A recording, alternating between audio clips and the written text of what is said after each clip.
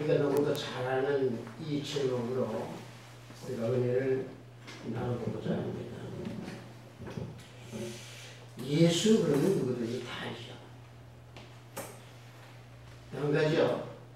설교를 듣든 또는 말씀을 묵상하든 또는 기도를 하든 예수를 닮아가라 이런 말 참 많이 듣습니다. 근데 진정으로 우리가 예수 그리스도를 닮아가느냐 이게 문제입니다. 항상 나는 예수를 닮은 자다 라고 말을 하고 또 예수 안에 거한다고 말을 합니다. 그런데 사실은 대부분의 사람들이 예수님이 교회만 계신 걸로 알고 있습니다. 무슨 말이냐? 교회를 나가면은 사람이 변합니다. 바뀌어집니다. 어떻게? 교회 안에서는 거룩하고 교회 안에서는 예수 닮은 모습인데 교회를 나가면은 세상 사람이 됩니다. 자, 우리가 왜 제가 설교를 하기 이전에 이 말씀부터 드리느냐? 예수를 아는 지식이라고 제가 분명히 제목에다 말씀을 드렸고 설교 초반에 이 말씀을 드리는 이유가 예수를 닮는다라고 하는 것은요, 신학적으로 얘기하면 우리가 성화다, 성화의 과정을 우리가 걸어간다 이런 말을 합니다. 신학적으로 성화라고 설명을 하면 참 힘들고 어렵습니다. 왜? 학문적인 말로 하니까요. 그렇다고 하면 우리가 좀 쉽게 말씀을 드리면은 동화되어 가야 된다 라고 말씀을 드릴 수가 있습니다. 다시 말하면 동화가 성화다 라고 말씀을 드릴 수가 있다는 얘기입니다. 자, 여러분들 여행을 좋아하는 사람은요, 또는 등산 좋아하는 사람들은요, 산 정상에 가서 땀을 흘리고 난 후에 정상에 가서 산 아래를 바라보면서 소리를 지릅니다. 그러면서 그들은 어떤 마음을 가지고 있느냐? 자연과 나는 지금 하나가 됐다. 나는 자연 속으로 들어가서 동화가 됐다. 라고 하는 생각을 했습니다. 또 여행하는 사람도 마찬가지입니다. 경치 좋은 곳에 가서 심호흡을 하고 또는 숲속 깊은 상록수의 나무 속에 들어가서 나무의 향기에 취해서 심호흡을 합니다. 이게 바로 뭡니까? 자연과 내가 동화됐다라고 하는 것을 느끼기 위해서 그들은 심호흡을 합니다. 이게 동화입니다. 자, 부부지간도 마찬가지입니다. 아내가 남편을 닮아가고 남편이 아내를 닮아가서 둘이 화합함으로 동화가 됨으로 그 가정은 굉장히 평화롭습니다. 아내는 아내대로 남편은 남편대로 각자의 개성대로 걸어간다고 하면 그 가정은 항상 다툼이 일어납니다. 물론 우리가 성경 말씀대로 살아간다고 하면 다툼은 없습니다. 그러나 우리가 동화라고 하는 과정 속에서 우리가 말씀을 드린다고 하면은 남편은 아내를, 아내는 남편을 따라가고 닮아가는 것이 그것이 동화입니다. 동화의 생활을 하게 되면은 가정은 화평이 오고 가정은 평화가 옵니다. 이와 같이 동화되어가는 과정, 이게 성경적으로 그래 말씀을 드리고 신학적으로 말씀을 드린다면 성화입니다. 자, 이럴진데 우리가 예수 그리스도를 믿는 사람이 예수님과 동화가 되지 않는다고 하면은 그가 세상에서 살아가면서 어떻게 그의 발걸음과 그의 모습 속에서 예수 그리스도의 향기를 찾아낼 수 있겠느냐는 얘기입니다. 그래서 우리가 너무도 많이 듣고 너무도 설교에서 많이 듣는 예수 그리스도를 아는 지식으로 자라가라. 머릿속에서만 있는, 맴돌고 있는 그 지식이 아니고 그 지식이 머리에서 가슴으로 내려와야 된다는 사실입니다. 자, 보십시오.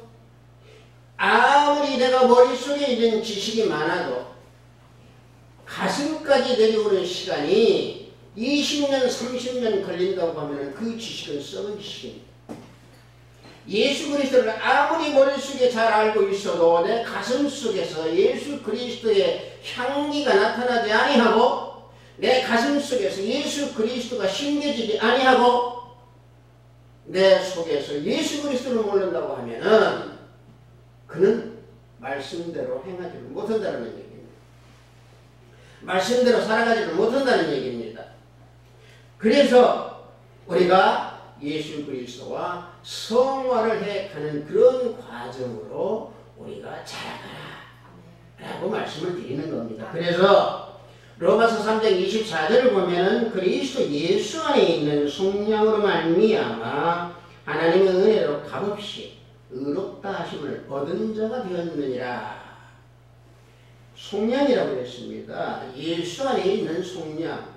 다시 말하면 예수님으로 말미암아 대속을 받고 구속을 받은 자는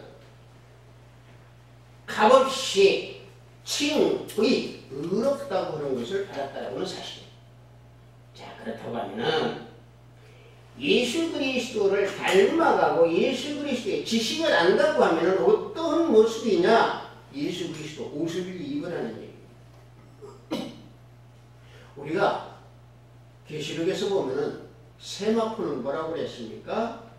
성도의 옳은 행실이라고 했습니다. 자, 우리가 세마포를 입었습니다. 자, 예수 그리스도가 내 주고 주님이십니다 라고 고백하는 그 순간에 성령은 내 안에 들어오셔서 임재하십니다. 그때에 우리는 세마포를 입습니다.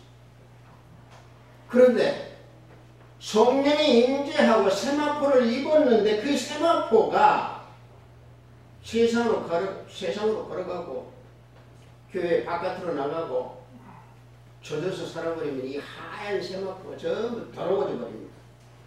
더러워진 그 세마포를 다시 입고 교회 나오면 교회에서 잠시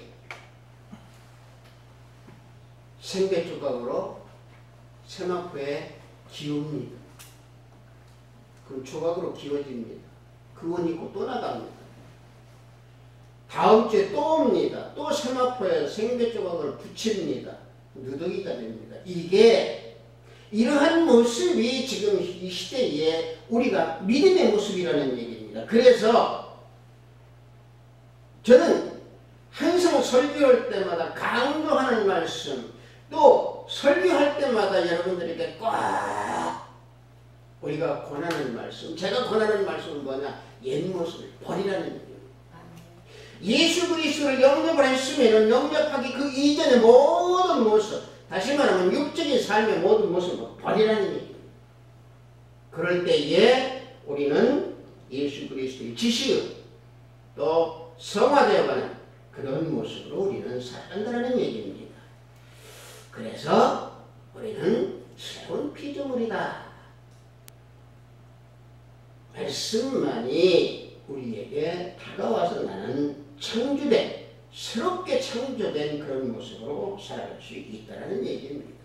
그래서 골로새서 3장 9절과 10절을 보면은 너희가 서로 거짓말을 하지 말라. 옛사람과 그 행위를 벗어버리고 그랬습니다. 거짓말하지 말라고 그랬습니다. 왜?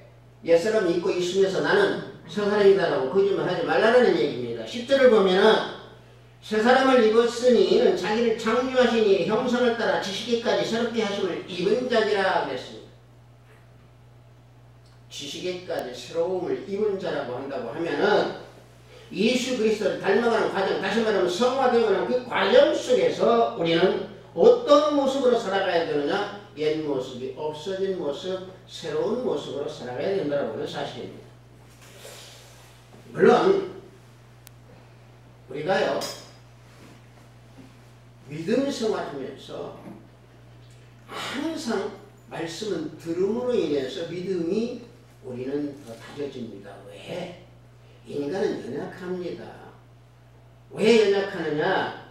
육신을 태우고 육신을 내가 가지고 있기에 연약합니다. 그래서 항상 내 속에는요, 성령의 소욕과 육체의 소욕이 항상 싸웁니다. 믿음 생활이나 성령으로 생활을 하려고 하면 그것을 항상 방해하는 게 누구냐면은 육체 소욕입니다.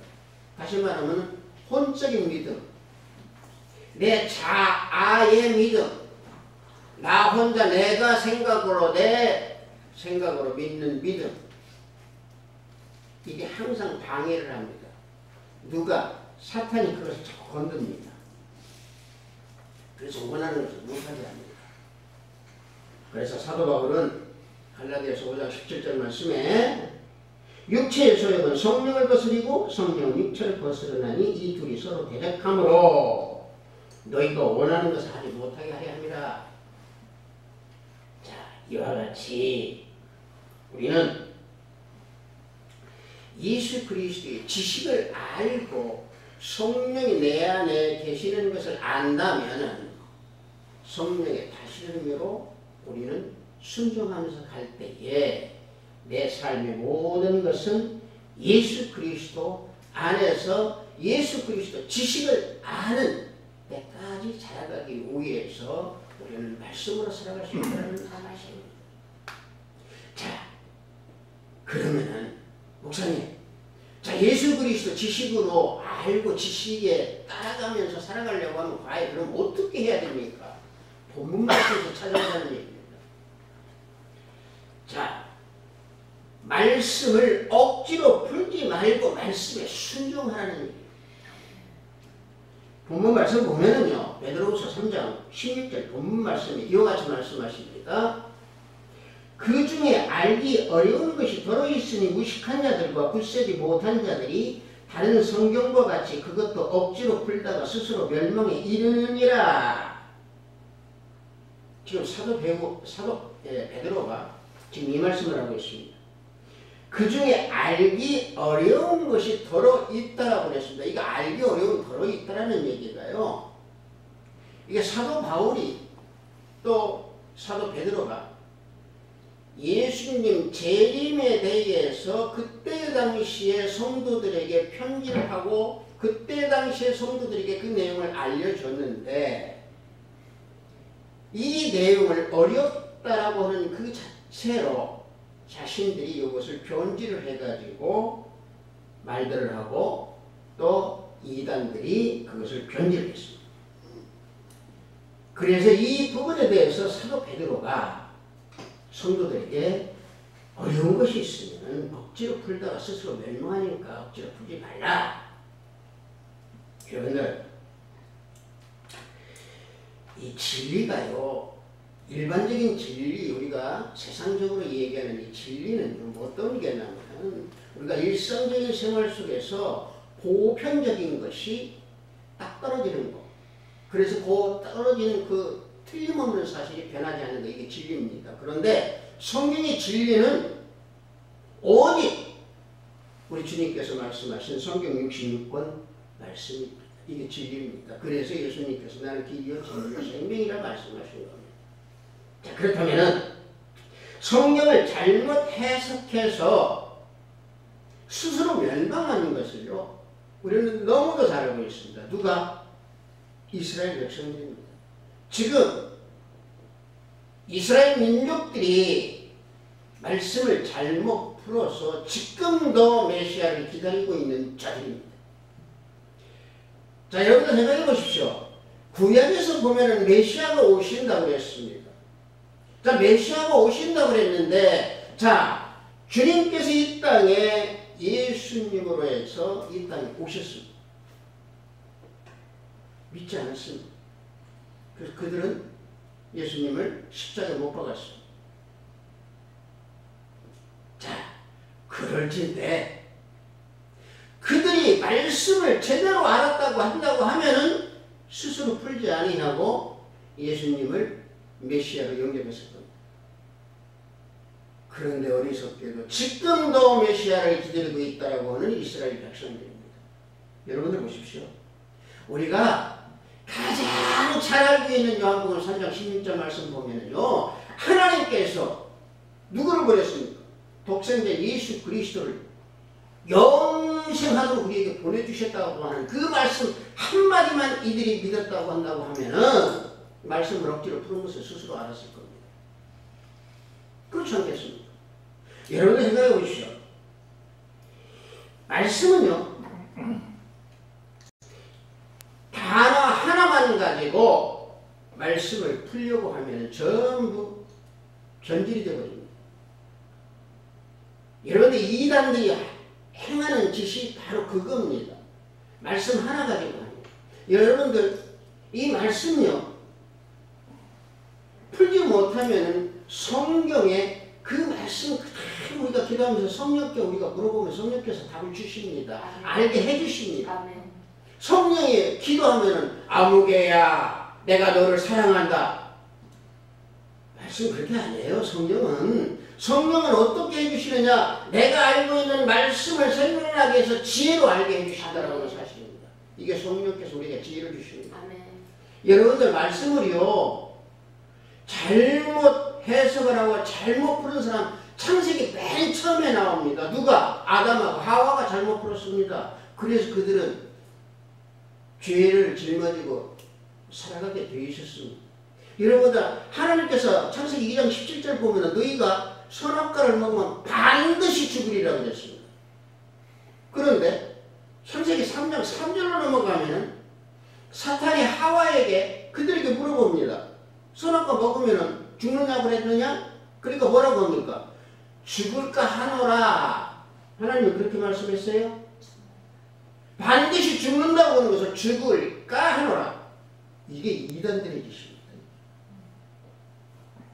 우리들이 국교는 똑같잖아요. 반드시 죽으리라나 죽을까 하노라나 똑같잖아요. 하나 다릅니다. 또 한 가지요. 먹지도 말라 그랬는데 이리 뭐라고 얘기합니까? 먹지도 말고 만지지도 말라. 하나님이 만지지 말라 소리는 안 했습니다. 이게 바로 뭡니까? 성경을 억지로 풀었다는 얘기입니다. 물론 우리가 예수 그리스도를 맨 처음에 믿고 믿음이 얼마 안 됐을 때, 다시 말하면 초보적인 그 믿음으로 있을 때는요, 우리가 어떤 것을 알고 있느냐, 딱 한 가지, 나 구원받았어. 요거 다 구원받았다고 하는 것을 다 압니다. 근데 그 구원을 완성해 가려고 하는 그 지식에까지 이르는, 예수 그리스도를 아는 지식에까지 이르는 그런 모습은 차츰 잃어버린다는 얘기입니다. 그래서 이 시대에 이와 같이 혼란과 어둠과 쾌락과 음란과 모든 것이 우리 주위에서 넘쳐나게 흘러나는 이런 시대, 변질이 됐다는 사실입니다. 이것을 누가 깨끗하게 해야 되느냐? 예수 그리스도를 믿는 하나님의 자녀들이 말씀으로 예수 그리스도라는 지식에 자락하면서 이것을 정화시키고 우리가 예수 그리스도와 성화되려고 하는 그 과정 속에서 우리는 이 세상을 변질시키고 바뀌어야 됩니다. 한 가지 본문 말씀에서 하나 더 찾아보기로 합니다. 본문 말씀에서 보면은 무법한 자들의 미혹에 이끌리지 말라고 그랬습니다. 자, 본문 3장 17절을 보면은 그러므로 사랑하는 자들아 무법한 자들의 미혹에 이끌려 너희가 굳센 데서 떨어질까 삼가하라 그랬습니다. 여기서 무법한 자들이라고 했습니다.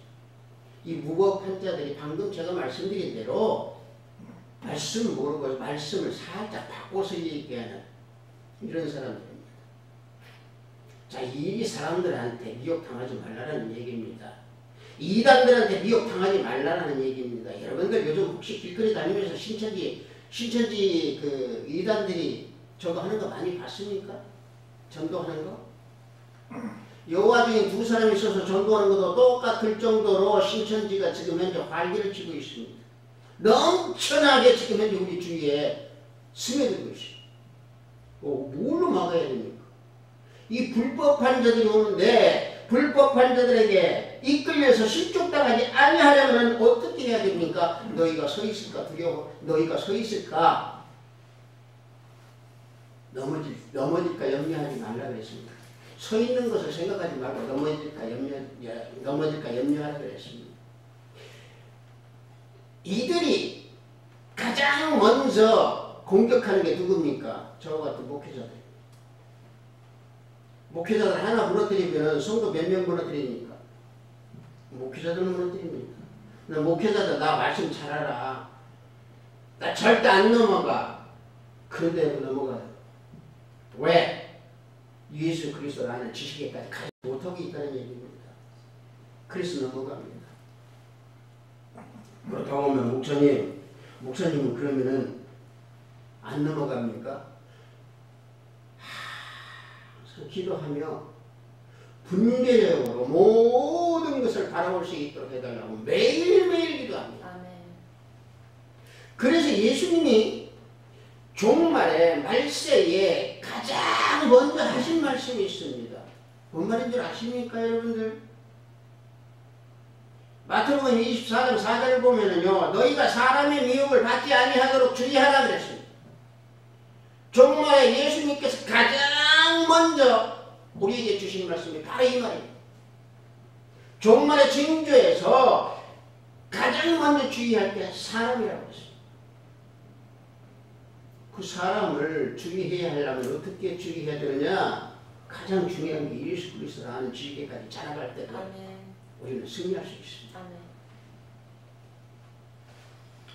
한 가지요. 끝으로 이 말씀을 좀 드리고 싶습니다. 여러분들 말씀이요. 힘들죠? 말씀 좀 어렵죠? 말씀을요. 거울로 생각하십시오. 그런 말씀 쉽습니다. 왜? 여러분들 여자분들 우리 남자도 요즘에는 그런다고 하던데 여자분들 그 아침에는 꼭 화장을 보고 하잖아요. 그죠? 남자들도 요즘에는 화장을 한다고 하대요. 근데 화장을 하고 얼굴을 거울을 이렇게 놓고 볼 때 대부분들이 자기 얼굴에 주근깨가 많네, 기미가 많네, 잔드림이 많네 다 안 좋은 게 나타날 겁니다. 거울에. 그러죠? 남자들도 왜 하겠습니까? 자기 얼굴이 남한테 더 돋보이게 하려고 그러잖아요. 거울을 보면 안 좋으니까. 안 좋은 것이 다 나타나니까. 그래서 말씀이 거울이라는 얘기입니다. 뭔 얘기냐? 말씀을 보면은 내 안에 더러운 것이 말씀 속에서 비춰지기 때문에 말씀, 거울이라는 얘기입니다. 말씀을 보고 내 안에서 더러운 것이 보이지 않는다고 하면은 나는 깨끗한 사람이라고 한다고 하면은 그 사람 신이에요. 사람 아닙니다.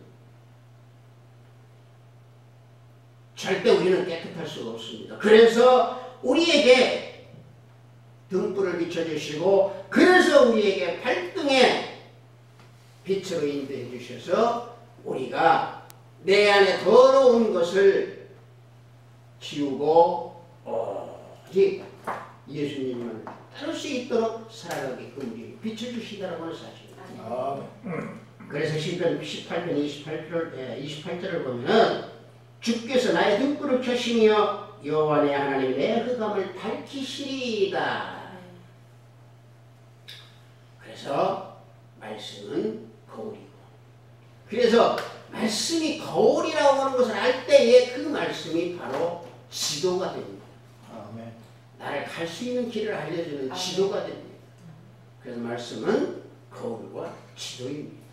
따라서 예수 그리스도라는 지식으로 우리가 자라갈 때에 우리는 이 혼탁한 사회를 맑은 사회, 훈훈한 사회, 사랑이 넘치는 사회, 예수 그리스도의 향기가 넘치는 사회에 온 나라가 하나님 나라로 바뀌어지는 그런 믿음이 우리에게서 흘러나가야 될 줄로 믿습니다. 감사합니다. 잠시 기도합니다. 아버지 하나님 감사합니다.